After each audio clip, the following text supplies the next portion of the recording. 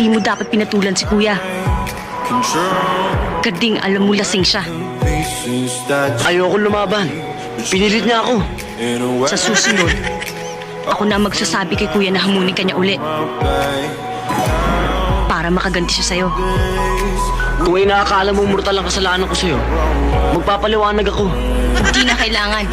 Hindi ako manhid. Garding, kung ang tingin mo sa babae niya ay mas maganda siya kaysa sa akin, wala akong magagawa. Pero isang bagay lang ang titiyakin ko sa'yo. Mas mainit ako magmahal kung ikukumpara mo sa kanya.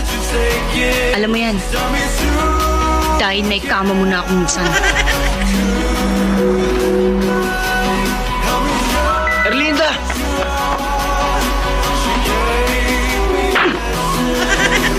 Yan ang ganti ko sa'yo dahil pinaasa mo ako at sinaktan.